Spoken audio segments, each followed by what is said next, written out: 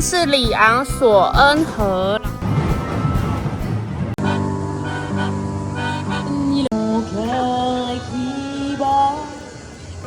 路边就会有很多薰衣草田呢。左村小镇长得很可爱哦，的错。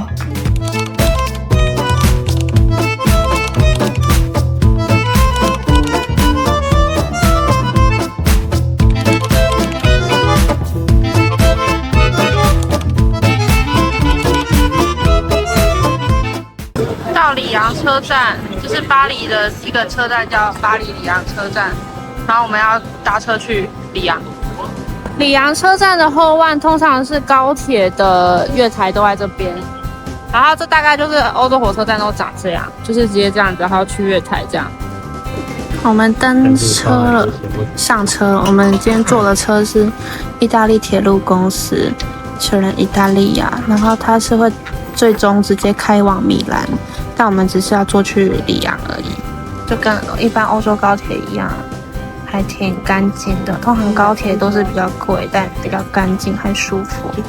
它是我们刚刚在里昂车站买的桂马卡龙，我们总共买了4颗，我们点了4颗，然后这一颗是玫瑰荔枝，这个是樱桃，这个是柠檬薰衣草，这个是开心果跟橘子花。那你觉得精品马卡龙跟超市吃起来差在哪？面皮超好吃，真的很好吃。到里昂了，我们遇到大问题，我刚以为是我白痴房卡插不开，就我家人都插不开。我们的好心邻居帮我们插也插不开，就叫我用法文叫我去 SHO 去 activate， 就听得懂2个字，然后我就下去了，然后那个员工就上来帮我们，就他万用卡也开不了。所以我现在就在门口。好，我们本来订的是 EB Style， 然后是里昂车站旁边，然后我不知道他们什么原因，反正他们把我们升级成他们隔壁比较豪华的系列，就是他们同一家公司叫 Mercury。然后呢，我们又很戏剧化，我们原本的房间在1楼，然后它的门把可能坏了，我猜。所以我觉得是门把坏了，因为我刚按那个门把感觉很松，所以它坏了，我们进不来，所以说。他就又临时帮我换了一间房间，他就说很抱歉，对我们感到很抱歉，所以补了1张可以在他们楼下的 bar 点4杯饮料或调酒的饮料券，不错，只是造成了我们一些时间的困扰，就获得饮料了，赞，我自己是觉得还蛮爽的，哇，靠腰，太大的浴室了吧，太开心了，而且还是一个正常的吹风机，不是那个奇怪的那个管子，赞哦。这件满意，而且他们的员工人都很好，都笑眯眯的，然后英文也都很溜。对，那2张大堂，1张是对。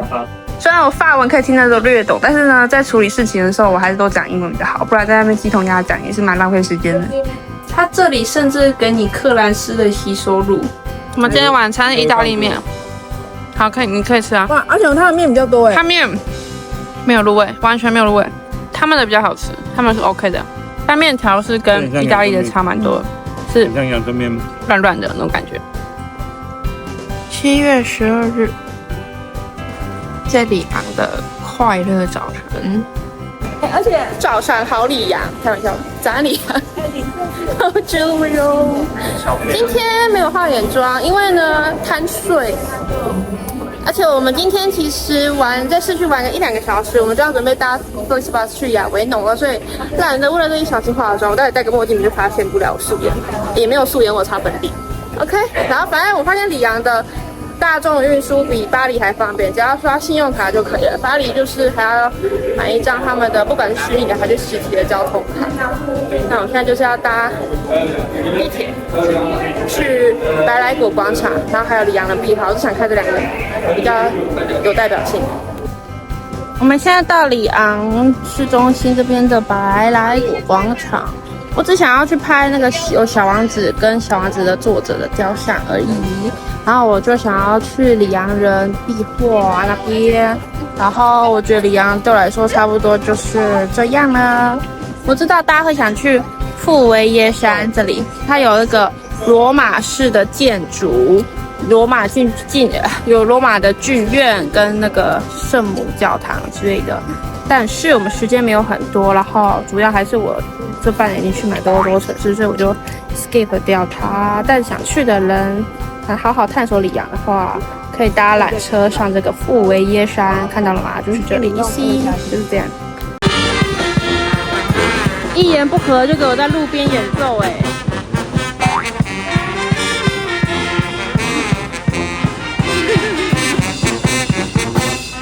这个是我很想看的小王子跟小王子作者雕像，因为我就觉得我其实对雕像都没什么兴趣，因为我就觉得雕像，可是我觉得很可爱。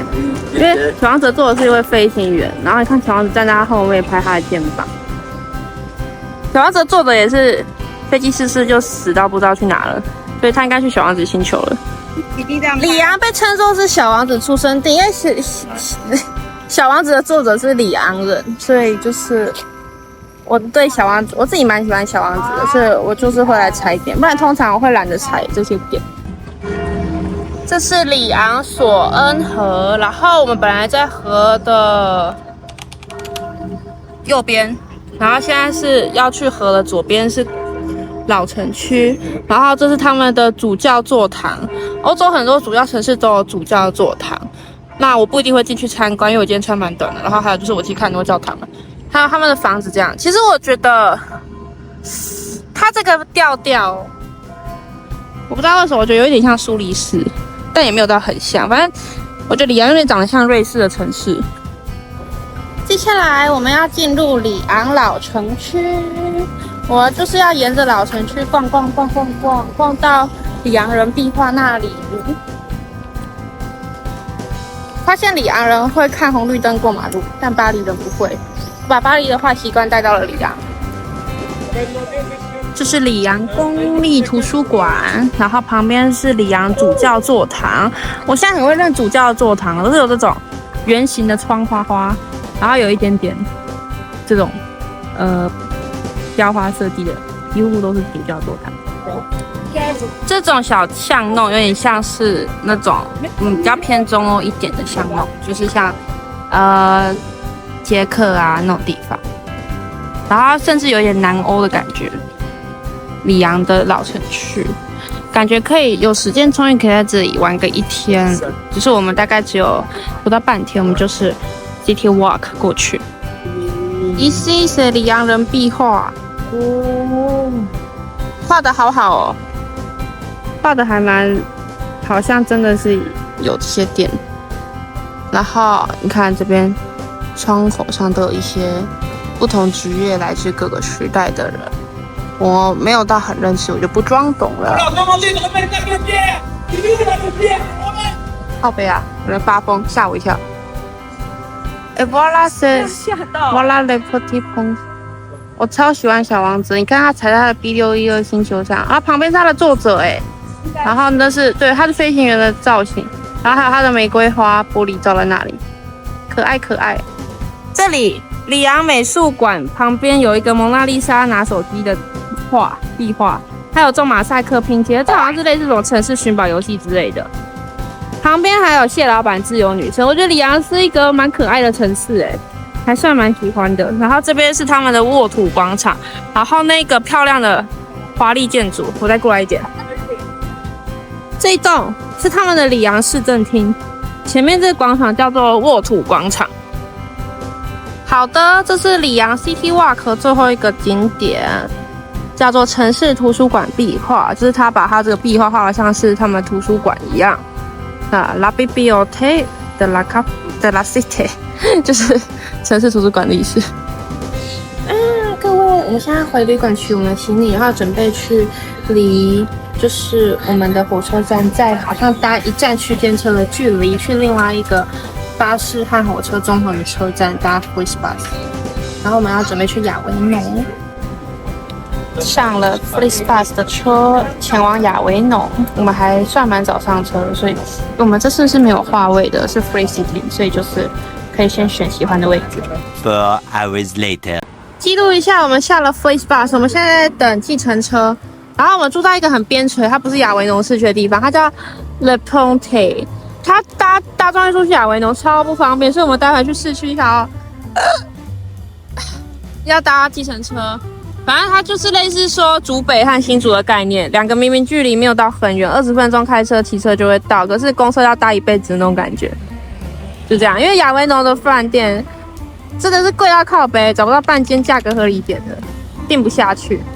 我们刚刚等了半个多小时的计程车，他来了一台小台的车，所以就是没有办法挤上我们4个人和我们的行李，所以就我跟爸爸上车，然后带着所有部的行李去 check in。然后司机就说，因为我们的平台叫计程车只叫到饭店而已，然后我们就请司机在饭店等我们，然后他在把我们载去，把这2位一起捡来市区这边古城区这边吃晚餐，然后他跟我们收20欧，Uber 叫的话通常是25欧，所以他完全没有多收，所以我们就在额外多给他了5元的小费。超好的司机，他还不肯收哦。对，他还跟我们婉拒，然后我们跟他说没有关系，我们很感谢他这样子。然后因为现在是亚维农的戏剧节，就是7月大概有大半个月的，超过半个月，5号到26号，刚好前面有告示牌，有他们戏剧节，就是他们会有室内跟室外都会有戏剧的活动，所以就是交通就会有管制，然后人很多，所以亚维农这边的住宿就是变大爆贵，我们才去住一个那么鸡不拉屎鸟不生蛋的地方，贵是真的很贵，如果4人房便宜，最便宜找到2万起跳。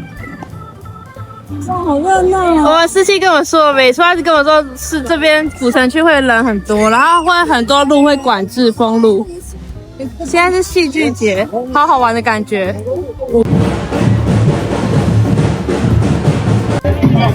我们吃完我们的晚餐，刚刚去面包店，我全法文点菜，超强啊！没有啦，反正就是我们现在要走路去亚维农的教皇宫。教皇宫就是在中世纪的时候，有一阵子有几任教宗教皇，他们是住在亚维农的。然后所以说亚维农的古城有一部分就是可能教宗那个时候下令要盖的。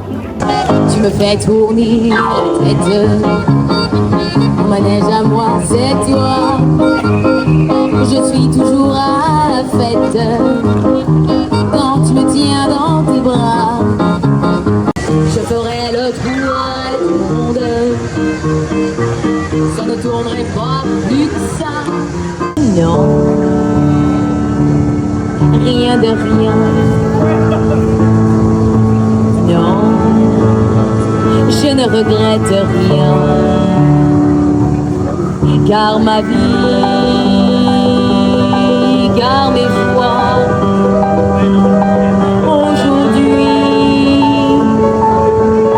ça commence avec toi.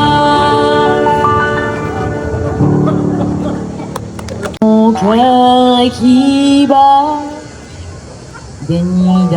我觉得感动是旅行的最高境界。为什么会感动？哎，我22岁看《玻璃玫瑰》知道这个地方的时候，我就很想来了。所以圆梦了。对，但是因为亚维农并不是热门景点，我从来对亚洲人来说不算热门景点，所以我不认为我可以来。我觉得那只是一个对电影的同。所以我觉得你跟我说你想去，我觉得那也没有不行，我就排进去了。对，那时候我就说我好想来，多花几趟计程车钱就好了。但是我觉得最棒的是，我从来没有想过我会参加他的艺术节，然后我来了。对，我们还在想说怎么饭店靠玫瑰，然后才是那个表演节、戏剧节，玫瑰人生。La vie en rose。我们家有他的全部的专辑。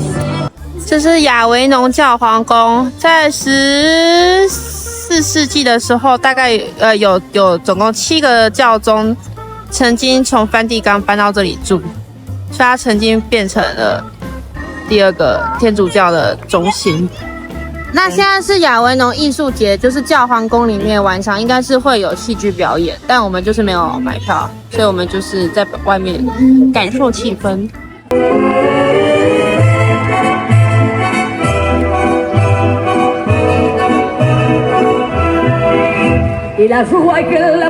结束了亚维农夜晚狂欢，就是跟大家科普一下哦，亚维农古城区是它唯一值得观光的部分，然后它是被包围在一个中世纪城墙的圆圈里面，这个城墙总共长5公里，这是我刚刚那个 boat 司机跟我科普的，这样子，那是当初教皇他为了要就是保护自己做的防御，可以盖这个那么高那么厚的城墙。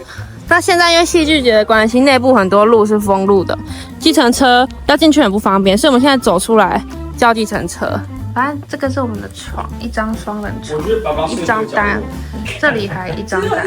这个旅馆还有简单的厨房，还有微波炉，还有餐具跟炉子和冰箱呢。它还要给咖啡耶，它给了它给3份咖啡，善用的，就是它的地板面积没有很少。但是我必须要说一下，这个旅馆主人很好，就是我们到的时候就很多行李，跟他说我们想寄放，然后他又说那他陪我们来房间快速寄放，然后他就帮我们总共4咖大行李，他自己一个人就帮我们拎了2咖，人超好，谢谢他。亚维农都遇到好人，好幸运。开箱淋浴间，这是一个很标准的有干湿分离的淋浴间，拍手。然后一样也是2合1的 shower gel， 然后很有时尚感的镜子，以及一般款式的吹风机，然后浴巾折叠的很好。我觉得这家旅馆就是空间没有到很大，但它的空间善用的挺不错的。亲爱的大家，今天结束了我们在亚维农的 short stay。我们即将今天前往尼斯，路上途经普罗旺斯薰衣草田自驾，然后我们现在要等计程车去取我们的租车。来亚维农的 TGV 站，就是他们的高铁站，领我们租的车。好像他要派更大台的车给我们，箱型车。检查一下我们的车，他是说后面跟前面有克修。我们的第一个目的地是索村，索村是普罗旺斯的著名薰衣草田聚落的一个小镇，然后它是比较在山村的地方，所以说它薰衣草会比较晚开。然后我们现在算是薰衣草季偏蛮晚的，所以我们想说去一下索村。这是亚维农开车在半个小时过来的乡村，这是第一片我们开车路过的薰衣草田，并没有很挤，但是我们先来拍个照。亲爱的大家，我们是沿着942公路前往索村，就 Google 搜寻索村，然后导览过来，然后路边就会有很多薰衣草田呢，有些长得比较丑，有些长得很漂亮，这个我觉得就算是挺漂亮的啊，漂亮哦，啊，好漂亮哦。远方这里有小贩，还有多停几台车，所以它这边算是一个稍微比较有观光客的体验。他们正在拍照，我刚刚已经拍过了。这边还算浓密，而且蜜蜂的声音超多的。我妈妈平常拍照就是可圈可点，但她不知道为什么她在薰衣草田直接拍的超爆好看。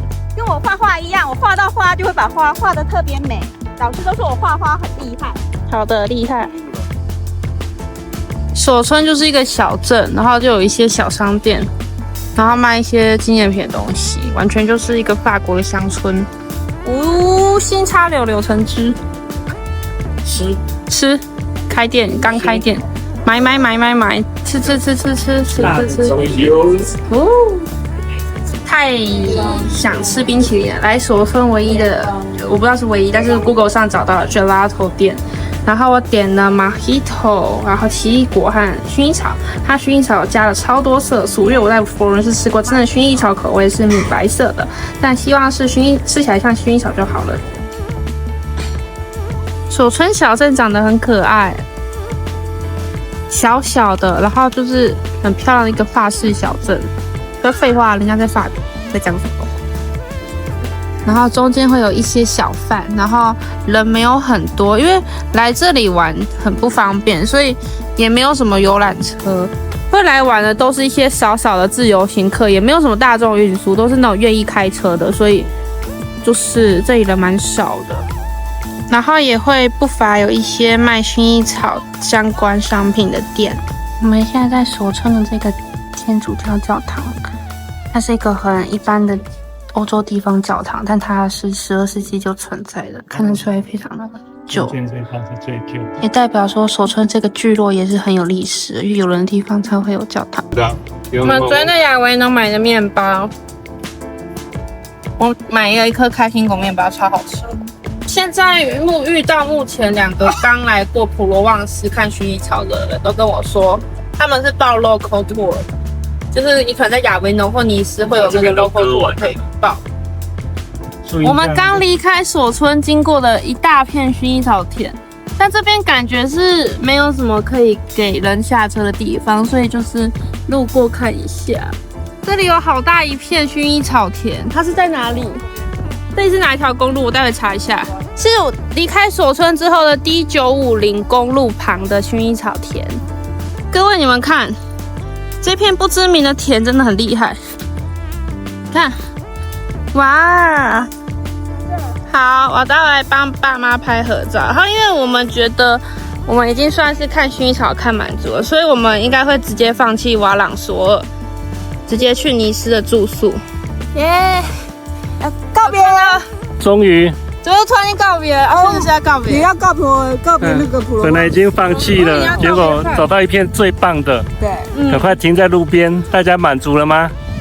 满足了吗？我们不会去瓦朗索尔了，虽然瓦朗索尔是人家说最大片，因为我看到很多人说已经割一部分，它再加上它路程有一点点小不顺路，所以我们看过，大家想要可以自己去。Oh, so beautiful. Oh, so beautiful, baby. 我们在D5公路上又途经一块薰衣草田。那个我录影的时候看起来颜色都会被有点吃掉，它实际看是更紫色。所以建议大家自己滤，因为相机拍的、手机拍的一定会有差。哦，是感应卡。哇靠！它会印收据吗？它第3个还有一个收据这个黑书。我们已经到达尼斯了，